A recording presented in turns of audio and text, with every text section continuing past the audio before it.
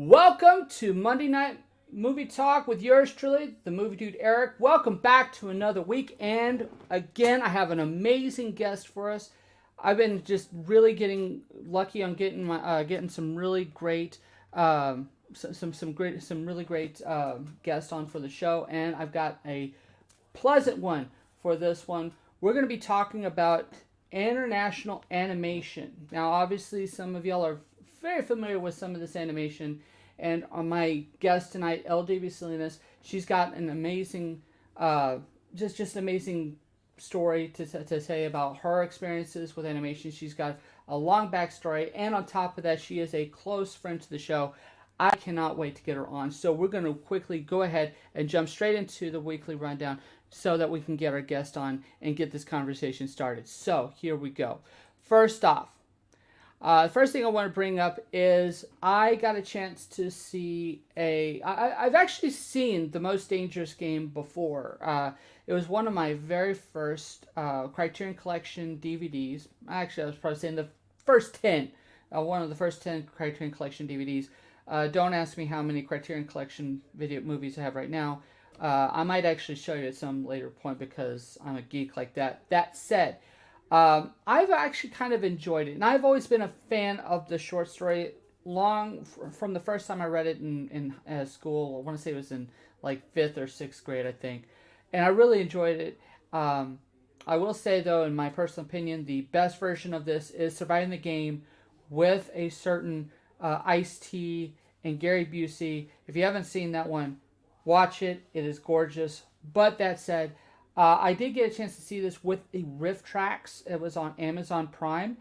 And I gotta say, they nailed this. It was really, really good rendition of The Most Dangerous Game, kind of tying back to my conversation a couple weeks back regarding good bad movies and riff tracks and MST3K.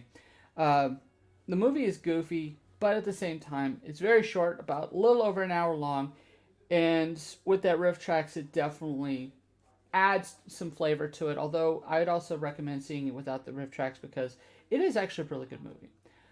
So if you get a chance, check it out. Amazon Prime does have the riff tracks, and I strongly recommend it. All right, next thing that I actually had to hold off on this one because I gave a promise to my 11-year-old daughter that we would finish this series together because I did turn her into a Star Wars fan. But I finally got around to finishing the Book of Boba Fett. And all right, so long story short, and I have a feeling I'm going to be getting into more about this on a later episode. But I actually like the Book of Boba Fett. I know that it is a mess. I will not lie. It is a mess. There's times when it basically just comes off as a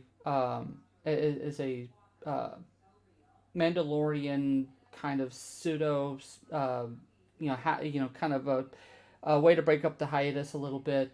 That said, Tamora Morrison, seeing him back as well, actually he was Jango Fett before, but seeing him take over the armor, and the fact that it really I actually kind of like the Western meets gangster movie that this is kind of going for. I think Robert Rodriguez kind of got a little silly with some of the things in it, but I will say that the finale definitely delivered. That said, though, kind of just addressing the issue regarding Star Wars, and again, I feel like I'm going to go into more detail about this at a later time. But Star Wars has always been messy. It has always been something very messy in regards to its storytelling. In fact, I don't think that there's ever been a time since The Empire Strikes Back where there's been total consensus on the quality of Star Wars. Return of the Jedi was divisive. So was The Force Awakens. I myself thought it was a backdoor pilot. Last Jedi, you don't even have to go into that. Not to mention the Star Wars stories, movies.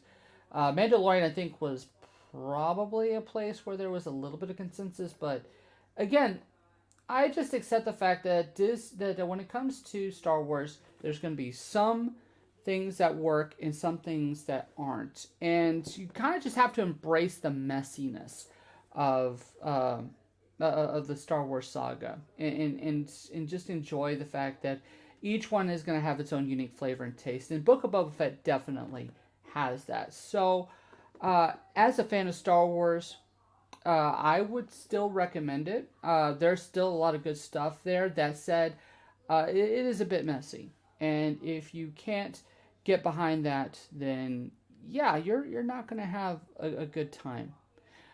All right, so that is it for my weekly rundown. Now, I just want to mention again that when it comes to this particular guest, I have been a fan of hers since the first time that we did a podcast over 10 years ago, a little thing called Quantum Tavern.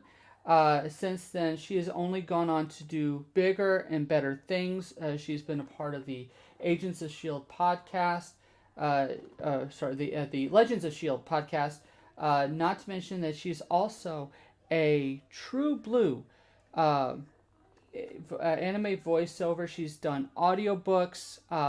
I just, all the things that she has done has just been something that I myself am extremely proud to get to say that she is a friend of mine. I have L.W. Salinas on the line with us. Hold on, Miss Salinas. For some reason the audio is a little off. So give me just a second. I gotta make sure that we get you on the audio. Hold on. All right. So, Lauren, welcome to to Monday Night Movie Talk. I'm geeking out right now. I'm just saying it right now. I'm geeking out. So, how have you been doing? Hello. I have been doing pretty good. And we don't have to end on formality, like you said. We've known each other over a decade now, which I know. How is your daughter 11? She was a baby. I know. I remember when you and your husband came to my house. We watched Take Shelter. Yes. And my daughter would come in with her pacifier. All just so little. Yes. And now I turned her into a true blue Star Wars fan, as I mentioned before. And on top of that, she's now into anime, like hardcore anime. Like she's into stuff that even I'm like, I don't have any idea what you're talking about. I am like so behind behind the 8 ball on this. But I will say though, she was insistent that I watch an anime called Demon Slayer. Yes. I actually haven't watched that one yet, which I know makes me a bad animation person, but I have a bunch of friends who love it. I'll get around to it one day. The thing is that she was like insistent, like, no, you're gonna watch this with me. And I'll be honest, like the first few episodes is like, well, this isn't, this is kind of like a run-of-the-mill anime.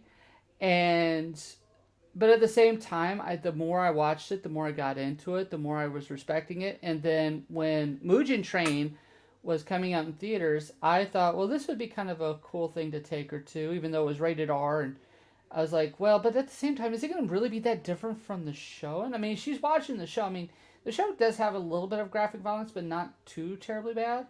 Mm-hmm. So I thought, well, I mean, it could be a little bit more hardcore, maybe like the South Park type thing where they decide we're just going to go all crazy and let the blood flow in the movie. But no, it was about the same.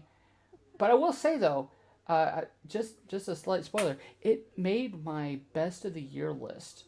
Excellent. That's how much I really enjoyed Mugen Train, and the fact that that it's a perfect representation of Demon Slayer as a series says a lot there. Can I recommend you something? It was one of.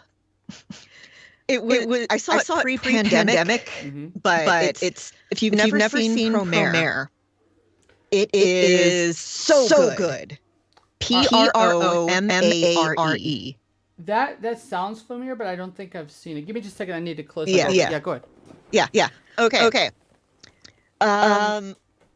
So it's this whole thing about like pyrokinetics and firefighters. The main character is just the himbo with himbos, and it's just so good. The animation is beautiful. It's very kinetic, which it absolutely fantastic. And it's from the same studio that did. I want to make sure that I'm getting this right. It's from the same studio that did like Gurren Lagann. If you've ever seen that. No, I haven't seen that. Okay, I also recommend that. There you go. Spoiler, I guess, at one point in Gurren Lagann, they drill through the galaxy. It's that kind of show. But if you like very frenetic, very stylized animation, I really dug it. Well, honestly, I'm always down for new recommendations. That said, when it comes to anime, my daughter keeps throwing things at me, like over and over again. I am trying to kind of encourage her to go back to kind of some of the classics. Like, well, you know, if you're gonna make me watch these new things, you need to. It's cultural exchange. There you go. Like, yeah. Or actually, I would say probably generational exchange. But yeah, she is actually interested in checking out Cowboy Bebop. Excellent. And one that I started, but I kind of wasn't able to continue was the Seven Deadly Sins. Which I actually like. I liked where it was going in that first season. I've been wanting to see it. Haven't seen it yet. Amusingly enough, since I started working from home, I have less time and energy to watch stuff than I did when I was working a 9-to-5 job. Mm-hmm. Trust me, I know all about that. Yeah. It's like half okay doing grinding, and half, oh my God, my health is so bad I can't cooperate with watching a thing. I know. We're getting old. We are. I hate it. I mean, I'm glad I'm alive another year. That's true. But it would be really nice if my spine stopped trying to do horrible things. That also would definitely help out well. I don't want to get too much into my own agedness, but let's just say that certain parts are creaking now. I swear once you hit 30, the warranty is just gone. Wait until you get to 40. I'm almost there. Yeah, like literally, like I had my 40th birthday last March, and within just like 3 or 4 weeks, half of my body just all of a sudden shut down. And that was a rude awakening. Like, it waited until 40 for that to happen. And Yep. But happier stuff. Animation. That's true. Animation. So, for those of you, I just found out that I had actually had the audio double tapped. So, unfortunately, you do have you had a bit of an echo for a while, but I got that fixed. So, moving forward. Sorry. It wouldn't be a live stream without technical difficulties. That is very true. I am like constantly finding out where my limitations are and trying to learn from my mistakes. So this is still a new show. We're learning as we go. But that said, animation. I will say that over the last 10 years, it seems like animation has gotten to that point where it's not just America plus a few extras outside. This, out of all of cinema, out of all film, animation seems to be more universal than ever. And part of it, I want to say, is just how cheap it is to make animation now. How anyone could have just have a little bit of software, and you can be up and running making your own animated shows. You can trace a lot of that back to the late 90s, early 2000s when Flash was just starting to be a big thing. And you got so many of these little like cult classic niche web series. And the people that worked on those then got hired and went on to do a lot of today's stuff, which is really cool. But also it makes you realize, this is how far we've come. Now, Newgrounds, Flash animation isn't a thing anymore. They phased out Flash, but you still have stuff like Maya and I don't know what the current generation is using to make animated stuff.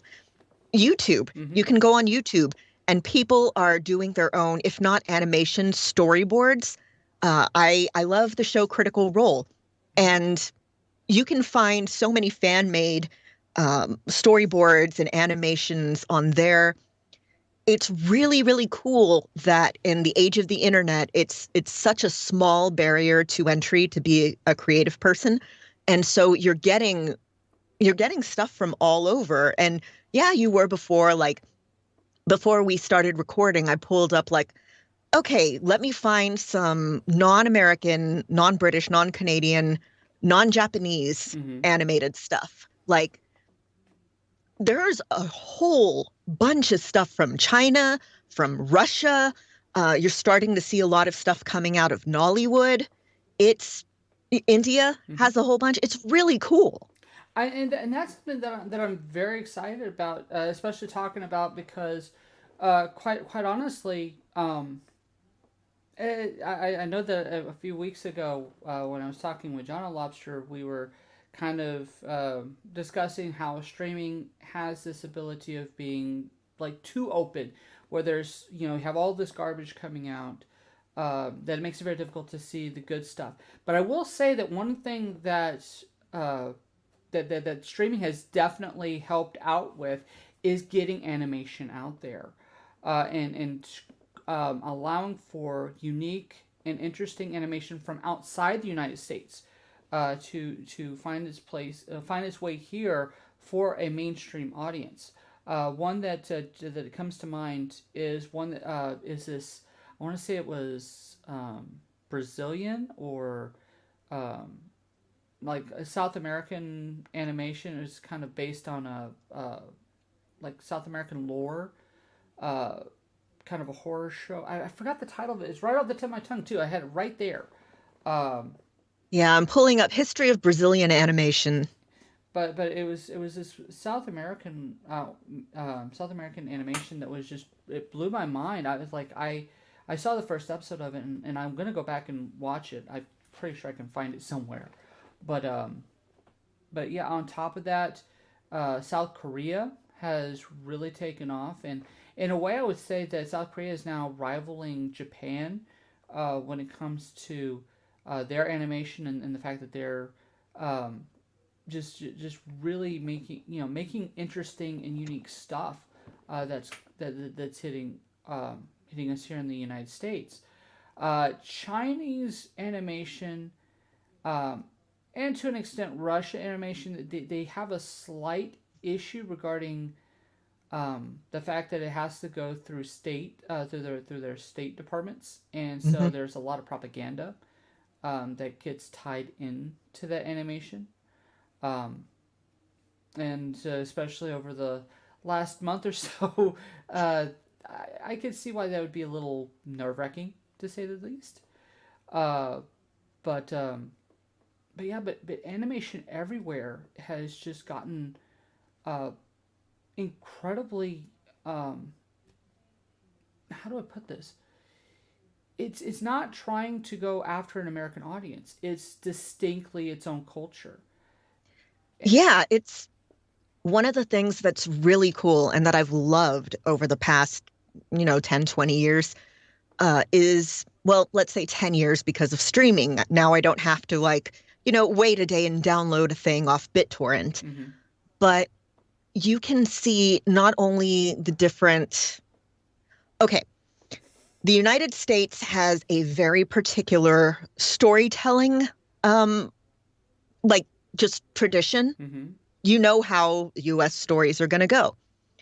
And so it's really cool seeing how other cultures tell stories, how other cultures bringing in their animation styles.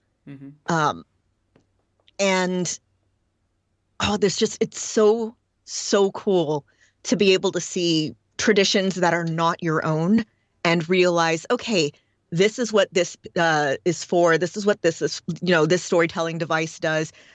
This is what this particular visual style is referencing, things like that. One of the things that I've really loved, I haven't gotten a chance to watch Maya and the Three on Netflix yet, which is done by a Mexican creator, the guy who did like Book of Life. Mm-hmm. And the art is so, like, you can tell whose style it is because it's the same style as Book of Life. And I guess, spoiler alert, two characters are supposed to be like, the characters from Book of Life are supposed to be the reincarnation, basically, of these two characters. Yeah. And the animation is distinctive in that regard, but it's also very, it looks a lot like Southern Mexican folk art. And that's actually something very exciting.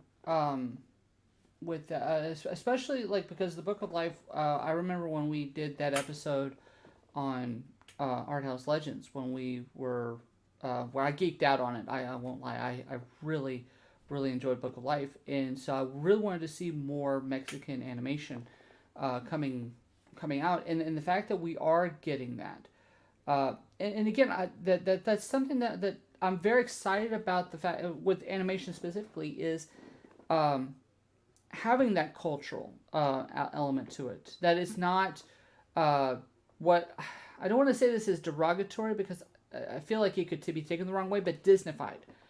No, I get it. There's been a lot of discussion in recent years among animation fans about different stylistic choices. Like with Disney, you have that very stereotypical, like you have Disney face. You can look at a character and tell this is a Disney movie. And I thought that was lately there's been face.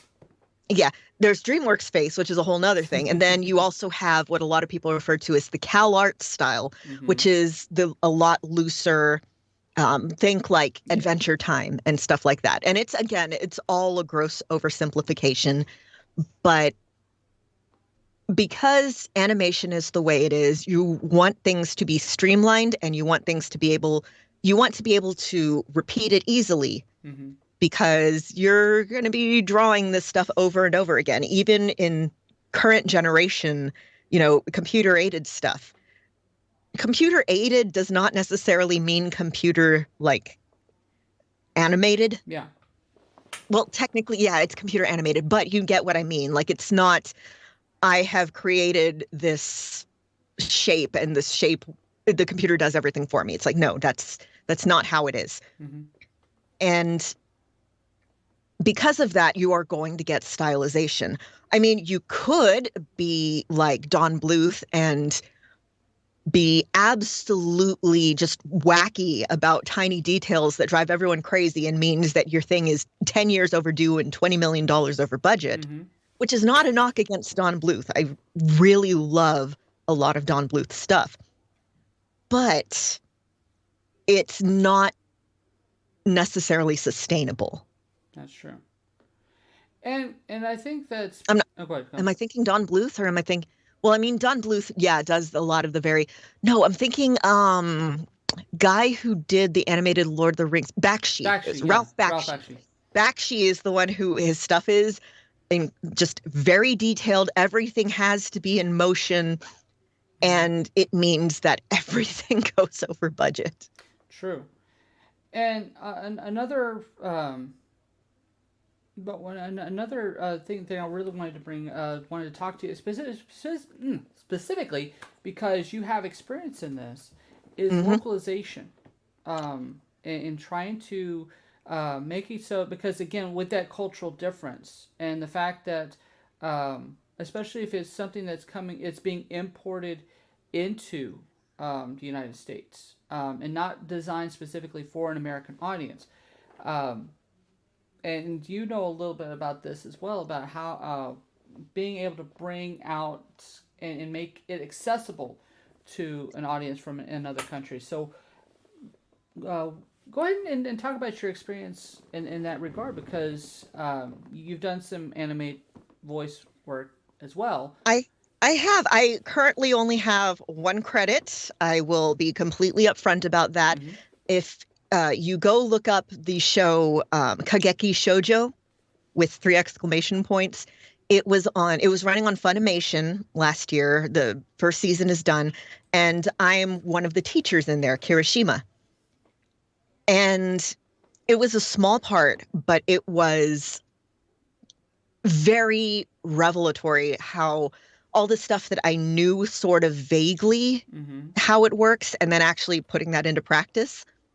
So everyone's familiar. Well, I don't know if the current generation is familiar with that. Everyone from our generation is familiar with the old Godzilla movies where somebody talks and the mouth keeps moving because either they were trying to dub everything, they were trying to translate everything just completely, or they were just kind of throwing a new plot over existing footage. You got some really interesting movies that way. That's true. But in the past 30 years, when it comes to dubbing, people have been starting to match mouth flaps, the movements. So that means that a lot of times, if you like me, watch TV with captions and you're watching something that has dubbed and subtitles, you can see that the stuff they're saying on screen doesn't match the stuff that's in the captions. Yeah. And the reason for that is with the written captions, you can be a lot more faithful to what's actually being said. With the spoken captions, with the spoken dialogue, you need to be able to time it appropriately. And sometimes that means, you're already compressing something or stretching out something. And then you realize, okay, this isn't quite working. We're going to have to play around with adding or removing words as you're recording. And what you end up with is a lot of stuff it's true to the spirit, but it's not necessarily true to the, just specific words. I have a friend who for a long time was doing translations of a comic book from Norway. And hearing him talk about doing those translations was always really cool because he's like, okay, here's this thing. It's a pun that works in Norwegian. It does not work in English. This is a whole different, pun, a whole different idiom, just whatever. So you have to think, okay, how do I localize this? It's also a thing that you see with video games and just movies. People, you dub international movies too. And you're going to want something that manages to capture that feel. Yeah, it's really complicated and interesting, and there's, you go into, I went into my recording sessions with, okay, I didn't get a script. I cold read there on the spot, which means that you just, okay, here's the words in front of you. They're going to give you a quick explanation of what's going on in the scene and the tone they want you to have. They let you listen to what it sounds like in its original language so you get a feel for it. And then you do a couple takes and they play around with it, see if the timing works, see if the intonation works, that sort of thing. I'm really hoping to get to do more of that. It's dubbing, especially anime, is often referred to as voice acting boot camp because it's cold reading. It's occasionally improvisation. It's just all sorts. The mouth flaps. Matching mouth flaps is harder than you'd think. And it's also done with a very fast turnaround these days because anime is in such a huge demand in particularly the American audience. Well, I can really only speak to the American audience because that's where I am. But you're turning these things out very fast because you want to be able to simulcast it with when it's going on in, let's say, Japan. Because if you don't, then people are going to get impatient and download it and torrent it, and you don't get, your 5 cents of royalties or whatever. It's I've so far only done dubbing for, like I said, that one anime. I have some projects coming up that I can't talk about. Don't no spoilers. But it's really interesting to be able to peer behind the curtain on dubbing, because everyone knows, okay, if you go back and you look at the old Looney Tune documentaries and look at Mel Blanc, and you watch how he does all these different voices, and you watch how he kind of gets into the physicality of it, remarkably little has changed in 70 years or however long it's been. You go in, you read the thing. So in some stuff, you actually get the luxury of recording before it's been animated, so that the animators can match your lip flaps and can maybe take some character direction from the physicality and the movements and the facial expressions that you're doing. But when you're matching something else, that part's already been done. It's on you to bring the spirit of that in,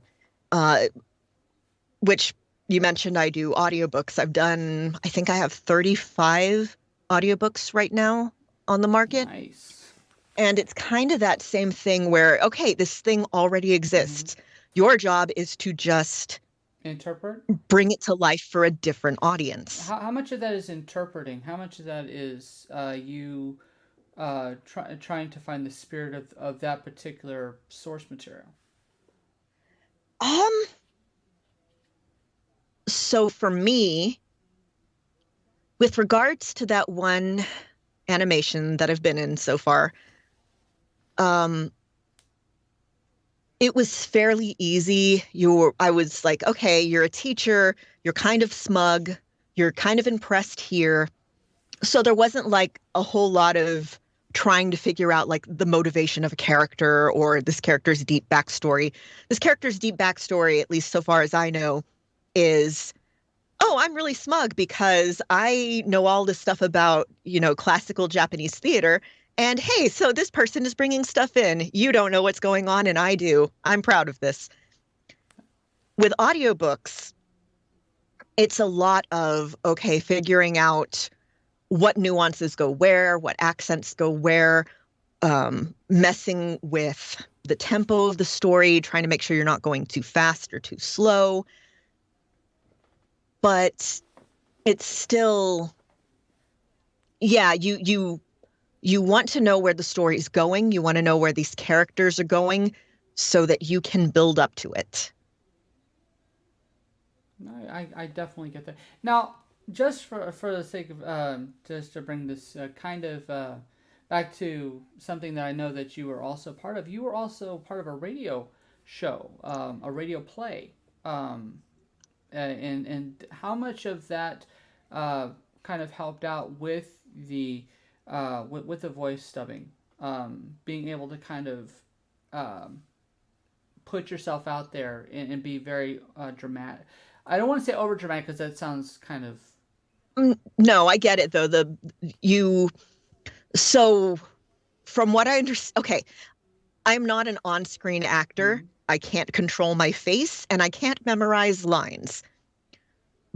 But I'm apparently decent at voicing things. I've actually been in, let me see if I can find it. I've been in 1, 2, 3, 4, 5, 6, 7, 8 audio dramas so far. And again, I don't tend to be main characters, but I tend to be. Everybody loves the supporting cast. Come on, this. Yeah, I love the characters I play. I've played murder victims and lizard people and ghosts and oh geez, what carnival barkers, that sort of thing. And it's fun. With regards to bringing out that feeling, those characters, okay, so I also write, mm-hmm. and it's kind of a thing that every character that you create is at least a little bit yourself. Even the ones that seem really far away from you, there's got to be something in there that you can relate to so that they actually read like a real person. Yeah. And I've kind of, now that okay, I don't want to do like actor talk because come on. If there's any place you could talk, you could be actor talk. I don't want to be precious. Come on. Yeah, I don't want to be precious about it is what I mean. I got kicked out of drama in high school. All of this, it's really weird to be doing this because I would have been perfectly happy just sitting in a lab until I retired. But I also really like digging down deep and figuring out, like, I love finding the core of similarities between me and a character that I'm playing. Like, okay, the most recent audio drama that I've been in is one called The Way We Haunt Now, which it's in its second season. I can totally recommend it. It's a lot of fun. There was a great British Bake Off episode. It's great. And I played the Veil librarian and the mysteriously familiar librarian. And it's not about doing impressions. It's not about doing funny voices. Look at like Patrick Warburton and H. John Benjamin and Kristen Schaal. They have right around one voice, but they're good at what they do. You hire them for their charisma. You don't hire them for their versatility. They're not Rob Paulson. Let's put it that way. I've met him. He was so nice. I got to tell him like, hey, so I'm doing voice work now. And like everything that I know, I learned from listening to the Talking Tunes podcast on the drive to and from work. But yeah, this librarian, it's a small part.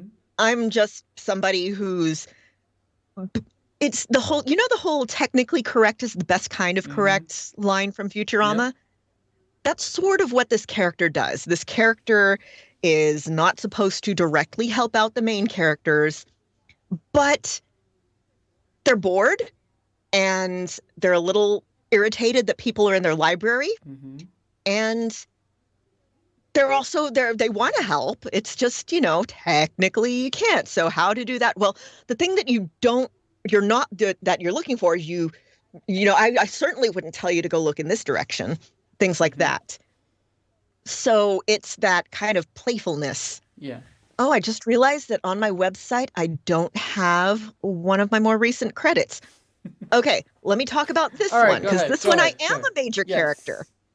So it's a podcast called Feminist Fairy Tales. And in the first major story arc of it, it's all reimaginings of fairy tales.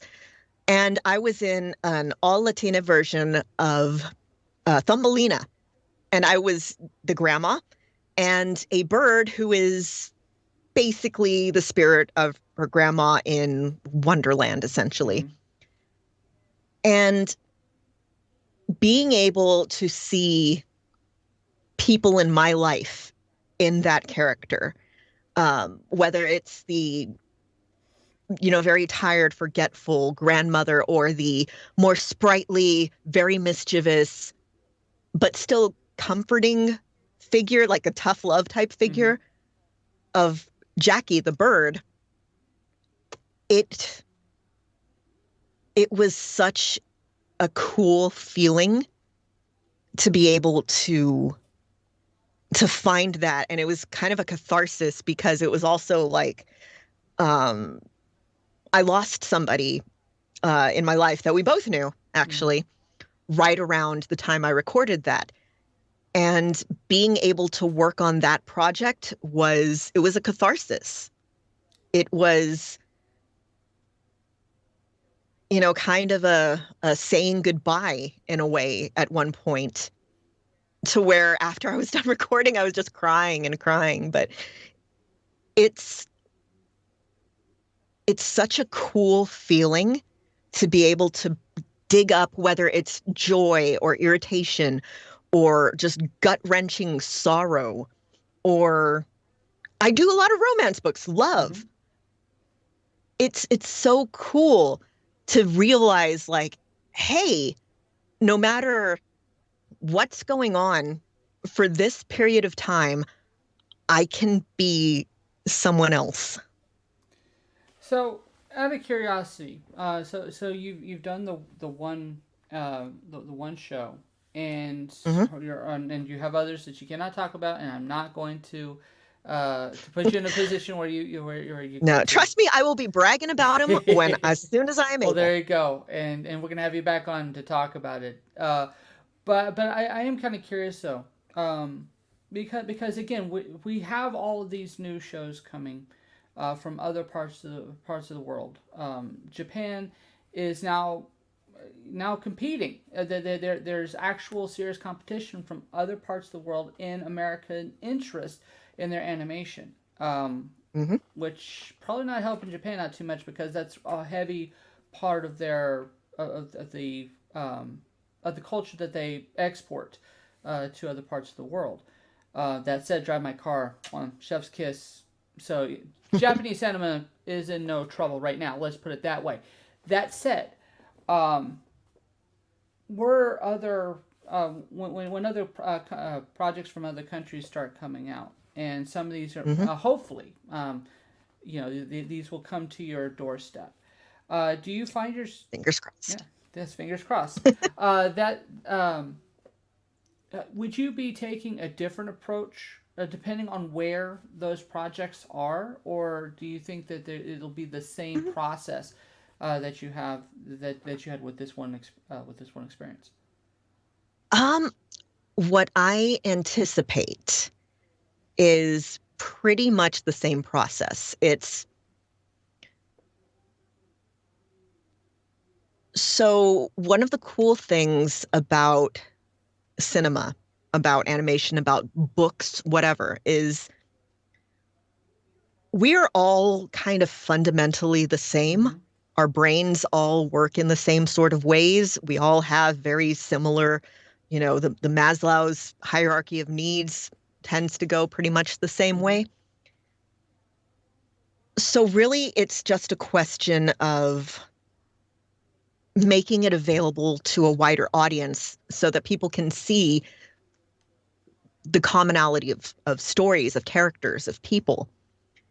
And if I do a show from Finland,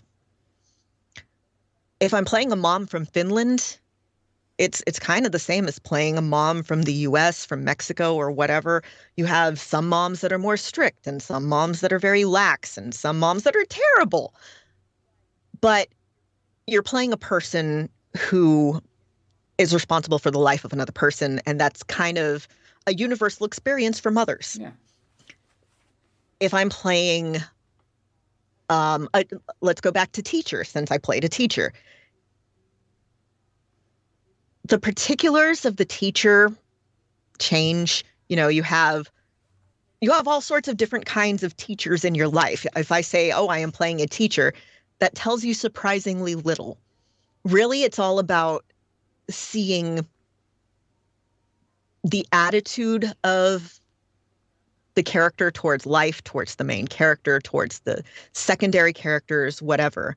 And that stuff is all the universal stuff. So the challenge there is make sure if there's non-English words that I'm pronouncing them correctly.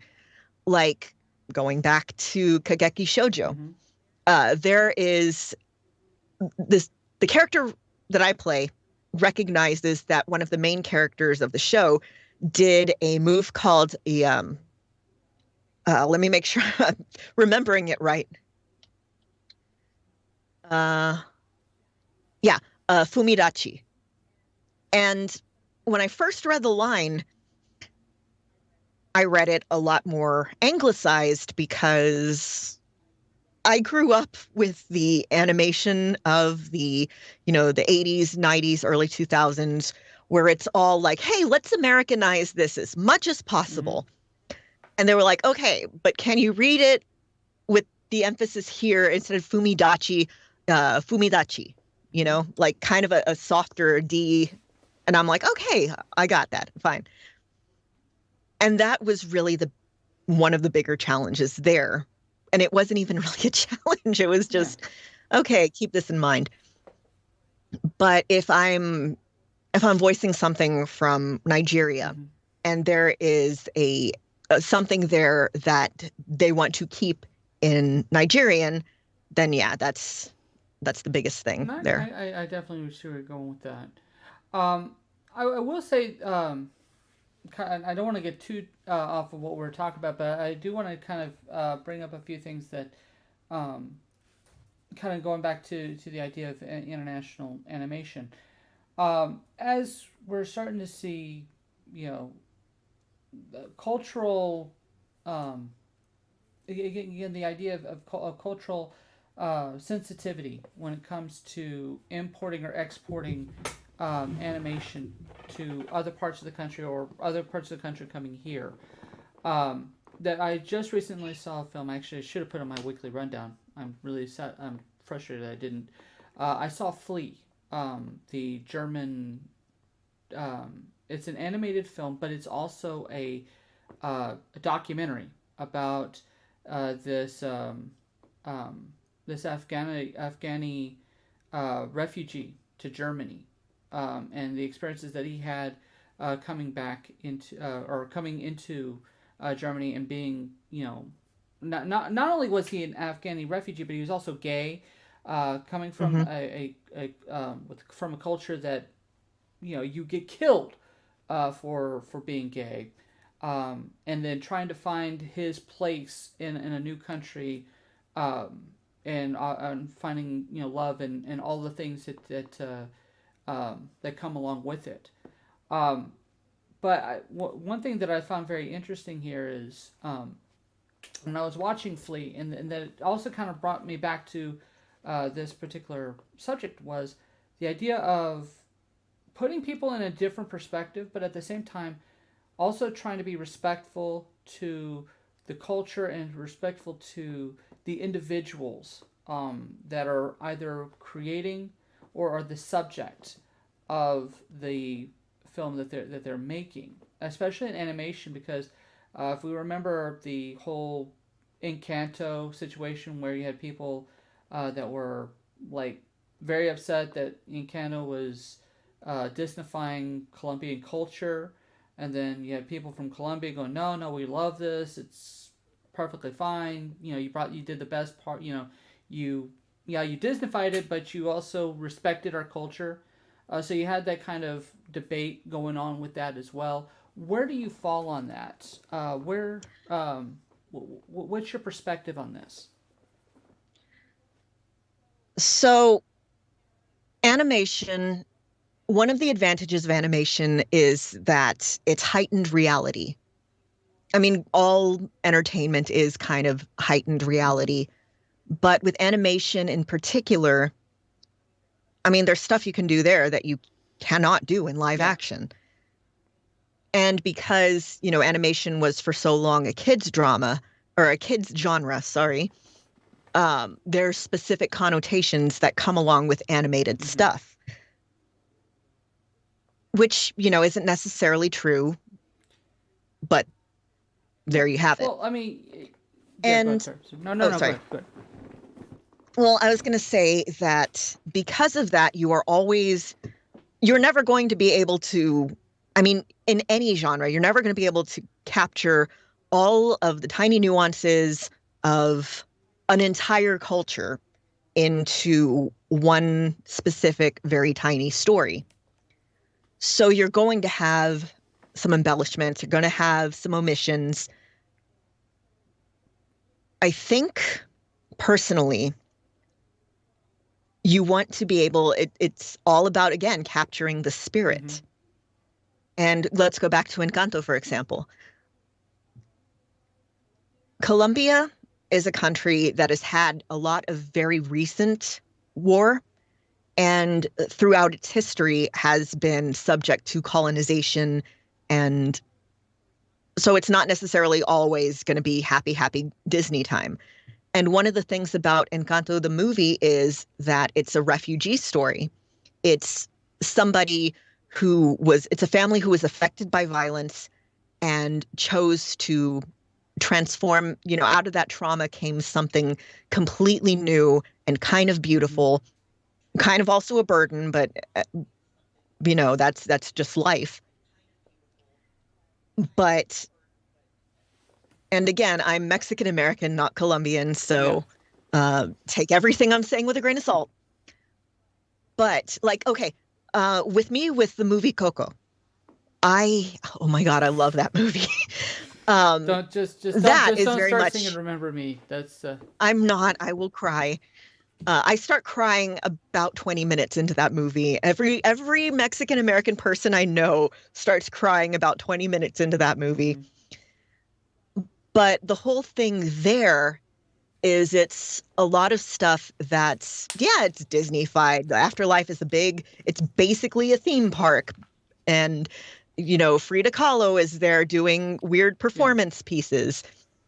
But at the same time, as somebody who's Mexican American, it was so cool to see aspects of my culture being brought to the world at large. Like, Mexico is a beautiful country with an incredible Mm-hmm. history. And even seeing, just the Disney version of it was something I never even thought I would see as a kid. The only representation I saw in that regard as a kid was seeing the Three Amigos. And with this, yeah, again, it's one tiny thing. It's the Day of the Dead, and Yeah. but it's also me there. Yeah. I haven't asked any of my Colombian friends. I haven't talked to a bunch of my Colombian friends from college in a while. So I haven't asked them, hey, what did you think of Encanto? But I think it's really cool to be able to see the spirit of something that you're so familiar with handled with Mm-hmm. love. And also, from a really weird point of view, it's kind of cool to realize that people actually see you enough to pander to you as a viable source of, buying power. I'm also queer. And it's, yeah, everything's pride washed in June and Mm-hmm. everything, but that wasn't the case when I was a kid. Sure. And it's so cool. And yeah, there's problems that come along with it too, but it's cool to feel seen, at least for me. And And that's kind of what I'm trying to, a lot of the stuff that I do on non-animation, I really like trying to work with marginalized mm-hmm. communities. Like, because again, I'm disabled, I'm Mexican American, and I'm bisexual. So that's three things that haven't historically been uh, in the public eye as much. I didn't see any characters who were me when I was a kid. So I want to be able to be somebody's, hey, I wish this was there when I was a kid. Yeah, whether that's in an audiobook about, an immigrant who, was is Hispanic, whether that's a story, a romance with a disabled person as one of the love interests, whether it's a queer romance. Mm-hmm. Just, I think it's so awesome to be able to see yourself, and everybody should be able to do that. And I agree completely. And just because we are coming close to the end of our show, but I'm just gonna say this right now. You have always been one of my heroes, and I know that other. Well, I'm just being honest here, and Thank I you. honestly feel that the what you do and how you keep doing it is inspiring, not just to myself, but to other people who know about you, who are following you, who see the direction that you keep pushing forward all the time. And it is one of my honors to be able to bring you onto my show and to talk about all this stuff, and I promise next time, there will be a next time. We will talk. Oh, yes. We'll nerd out on something a lot more geeky than international animation. That said, though, I'm just a little ashamed because I had like all these examples, and all of a sudden I completely blanked out. No plan of action ever survives contact with the enemy true. or the friends. That's true. Because I was going to talk about Finding Vincent, which is one of my God, that movie's gorgeous. All-time favorite animated features. And the fact that how long it took them to make that. I wanted to talk about going back all the way to the silent era. We had Moliere, and the fact that some of the first films were animated. Even if they incorporated some live action stuff, that there was a lot of heavy animation into that stuff. It's if you go back and you look at the history of like Russian animation, there is some beautiful. I know Russia right now, a very contentious topic, but especially today, Russian animation has produced some absolutely beautiful movies. That is very true. It's a lot of it's also very labyrinthine in the way that they present their materials. So I feel like this is one of those areas where we'll have to come back and talk about it a little bit more in a little bit more detail. Maybe when I have a little bit more research, which I should have had with me. But I was literally pulling up Wikipedia pages while we were talking. It's fine. But honestly, LW, Lauren, I'm sorry, I'm going to call you Lauren. Thank you so much for joining me for this episode of Monday Night Movie Talk. Where can people find you on the internet? Okay, so you can find everywhere that I'm at professionally at my website, lwsalinas.com, with the exception of, like I said, that one audio drama that I will be adding after we're done recording. You can find me on Twitter at Sithwitch.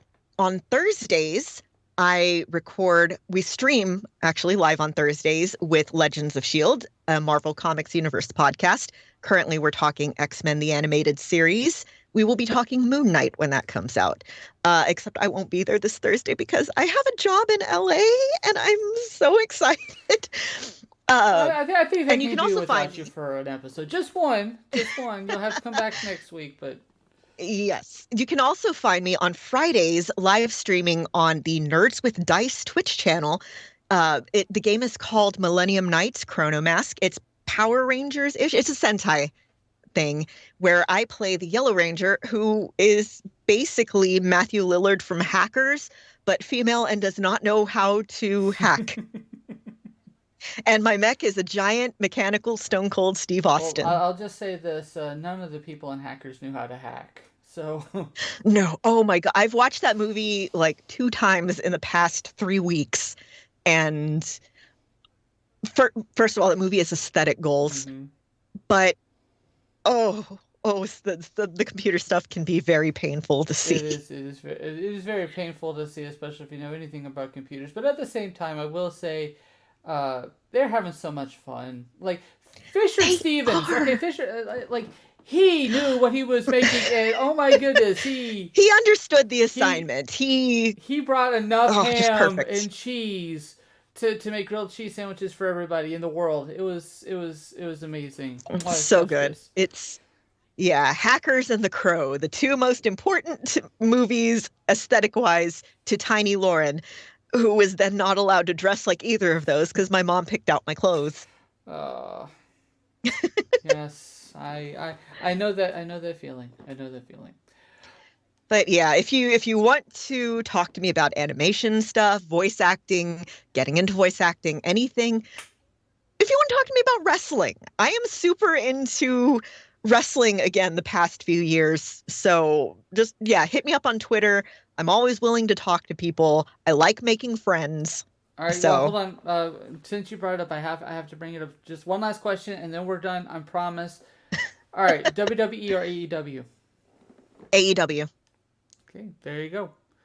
Yep. I have been to 3 AEW live shows, and I wanted to go to the one that's local at the end of March, but I'm not sure I'm going to be able to, which is sad because I have a blast every time I go. Also, if you've never seen it, check out GCW, Game Change Wrestling. They are, if you like hardcore matches, they're a lot of fun. I'll have to take a peek at it in just a bit. But as for this show, thank you again for joining us for one more episode, ladies and gentlemen. Thank you so much.